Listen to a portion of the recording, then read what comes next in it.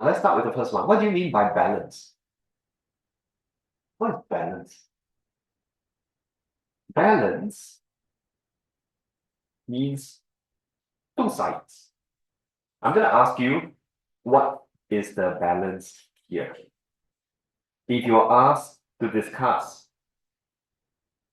the impact of higher G on standards of living,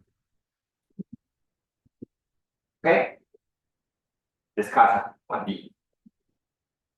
Balance, is it material versus non-material standards? Or is it positive versus negative impact? Okay, a very simple question here. Okay, I want you to think for 5 seconds because it's gonna be something quite intuitive. Okay, and all of you must give me a view, right? On Zoom, you can just tell me 1 or 2, then I'll collate later. Okay, just type in 1 or 2. Test your understanding. But over here, impact of higher G on standard of living, your two sides, your balance. How many of you will say it's 1? How many of you say it's 2? Okay, the rest? Someone hovering in the middle? Okay, I'm looking at the Zoom responses. I see 1, 2, 2. Okay, 2. Okay, very good. Yeah. Okay, same as last week. So 4 responses, 13 sleeping. Okay, quite stable. Stable is good. Okay, more responses are coming in. So there's a spread. Some of you say 1, some of you say 2. Okay, why is this important? Whenever we talk about balance in your answer, we are talking about your thesis versus your antithesis. You don't need this in part A because part A is explained. You only need this in part B because they ask you to discuss, right? So the balance should be 1, where you start the paragraph with the word but. Your antithesis should start with the word but. Okay, you want to ask me, can I start with on the other hand? Can, but don't write 4 words, but you can use 1 word. Okay, so to check whether you have balance, which is very important, you need to see whether you are able to apply the but test. Okay, the but, single T. So how do you get a but here? Imagine if I use 1. Okay, let's say I highlight, oh, higher G is good for material standards. And if I go on to say higher G is also good for non-material standards,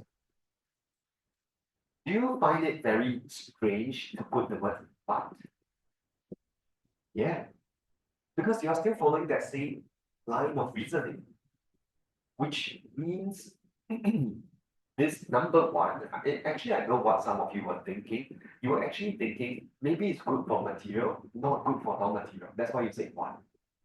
Okay, but then the proper way to think of it is, okay, if you use 2, you're going to say higher G is good, but higher G can be bad. This is where the word but is applied correctly. For those of you are saying, so this is quite obvious. What's this, Mr. Koh doing? Why are we talking about the signposting, which you might have learned in GP? In econs, this is very important, especially with the R1, E1, R2, E2 structure. Okay, let me explain why. Can I start on a new page first? Okay, I'll explain why. The importance of balance in your essays. Of course, this is for part B. Level 3 plus evaluation. 10 marks plus 5 marks. where 5 marks includes summative conclusion. Yes, of course, E1, E2, and then summative conclusion. So, lack of balance.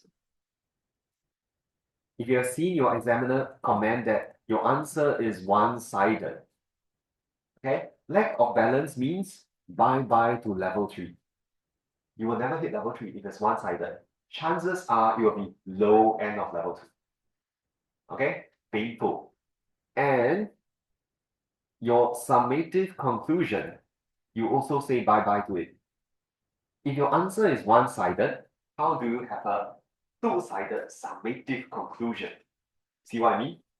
Conclusion is when you weigh both sides. So writing a one-sided answer is the strong word, worst possible outcome. When you go in and you come from exam, you realize I failed the blood test. Okay? There are some questions where you will not end up with a one-sided answer. Okay? I'll tell you which questions they are. So given the importance of balance, this is what I'll do. Okay, I'll use a different color to add emphasis. Try to weave it.